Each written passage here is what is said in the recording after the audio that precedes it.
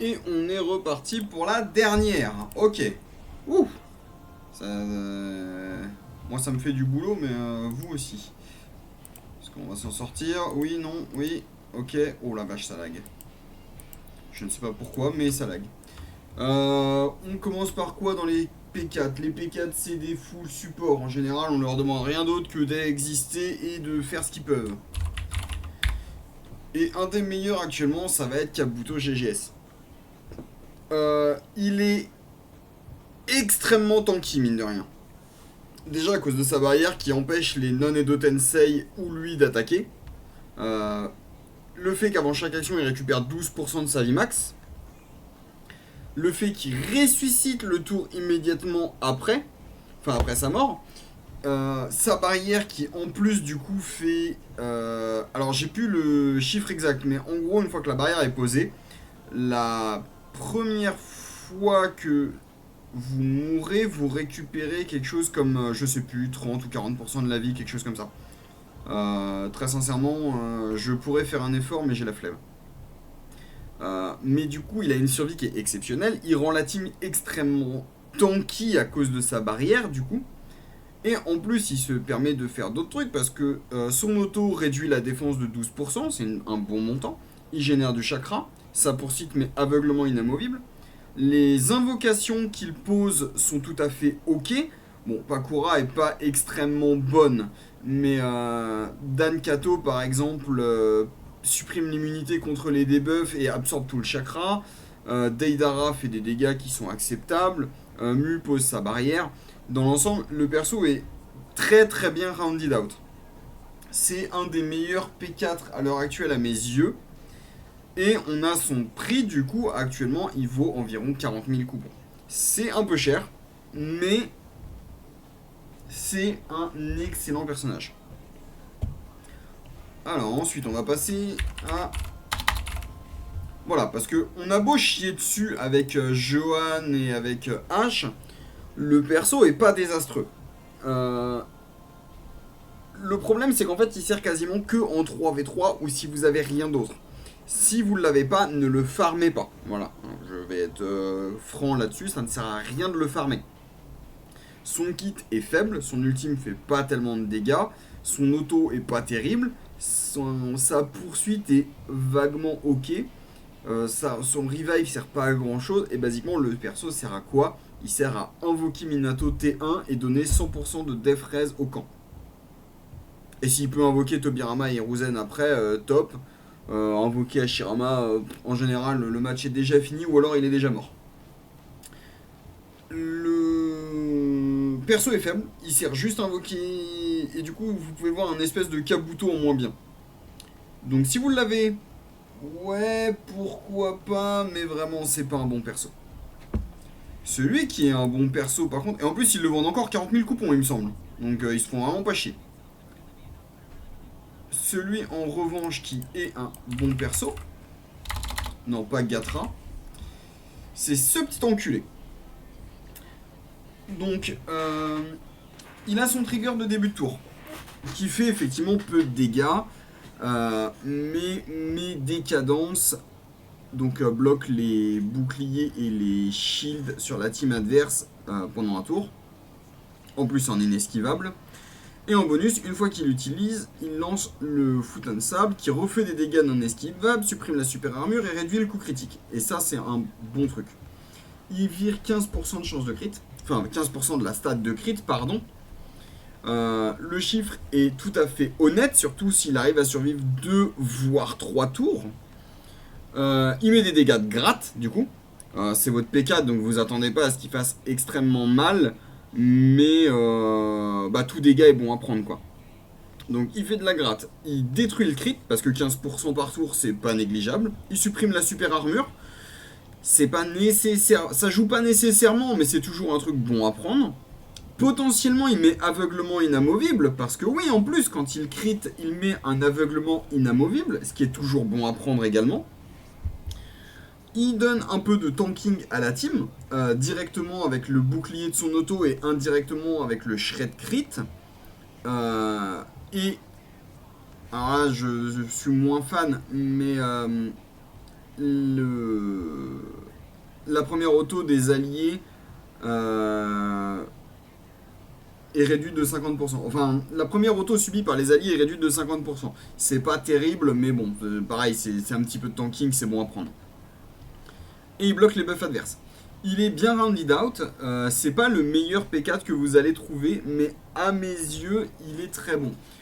Je le conseillerais très chaudement s'il pouvait être donné en 3v3. On a une Neji Orient. Si Gaara Mayo peut s'y retrouver d'ici un mois ou deux, ce serait vraiment top. Ensuite, dans les autres P4, lui là, lui. Palmarès, ulti T1, retire les buffs, meurt. Revive, buff la team, revive la team, remeurt, re-revive, re-revive la team, rebuff la team. Basiquement, le perso ne sert qu'à ça. Il sert à mourir, ressusciter sa team et donner 30% de ninjutsu et de résistance. Cumulable 3 fois du coup. Le perso est pas exceptionnel. En fait, ça fait partie, comme pour Gaara Mayo, des persos qu'on n'a pas envie d'acheter mais qui sont pas mauvais. Le problème, c'est qu'à l'heure actuelle, c'est 16 000 coupons dans ta gueule, quoi. C'est un peu ce qui me gêne avec le perso. Mais si vous l'avez déjà farmé, que vous n'avez pas forcément Kabuto GGS ou Gaara Mayo, pour moi, c'est plutôt bien. Tsunade, pas celle-là, elle, style chinois. Pourquoi ? Corrosion et dissolution, deux bons debuffs, permettent de shred la défense et la résistance de l'adversaire, en plus ça vire la ténacité, ça bloque la génération de chakra, ça augmente le crit des alliés, bref, l'ulti est cool. Son soin est ok, et à chaque fois que les alliés de Konoha gagnent une auto, ça peut jouer on sait jamais, elle gagne une auto aussi. Le fait que le premier ultime subi à chaque tour sera pas létal, ça peut jouer également, notamment contre Obito. Et elle a un revive. Et en fait, c'est là qu'on en vient. Elle sert surtout à soft counter Obito. Puisque à chaque fois qu'elle prend des dégâts, Taijutsu de mémoire, ouais, elle a une chance de mettre faiblesse et KO à la personne qui lui a mis les dégâts. Et la première fois qu'elle meurt, elle revive. Et ça passe à 75%. Ce qui fait que le Obito adverse, il ultime, s'il l'a pas one shot, potentiellement, il se fait KO et il ferme sa gueule pour le reste du tour. C'est assez dépendant de votre chance. Mais à côté, en vrai, elle bloque partiellement le premier ultime d'Obito. Elle a des soins qui sont plutôt bons. Son ultime est tout à fait acceptable. Les deux debuffs sont bons. Overall, et en plus, elle est donnée très souvent. Donc, ouais, dans l'ensemble, très très bon perso. Il m'en reste deux. Voilà. Non. Non plus, d'accord. Comment il s'appelle ce petit con? Je vais le trouver. Lui là. Ouais, bah, vas-y, t'avais un accent circonflexe sur le haut, my bad. Bon, je l'ai que 3 étoiles, pas de commentaires, je suis revenu pendant qu'il était sorti, bref, on s'en fout. Blocage méridien inamovible. Casse les couilles de tout le monde, bah, je vais le dire clairement. Absorbe du chakra. Absorbe du chakra sur l'auto, avec une chance de remettre aussi un blocage méridien inamovible. Endurance. Ténacité, pardon. La capacité du bullshit. Qui fait que du coup pendant un tour toute sa team ne prend que 1 point de dégâts à chaque attaque. Alors ça s'enlève de plus en plus avec Tsunade chinoise qui peut la virer, Madara peut, Sasuke Shinden peut, mais entre guillemets pour le commun des mortels ça reste très fort.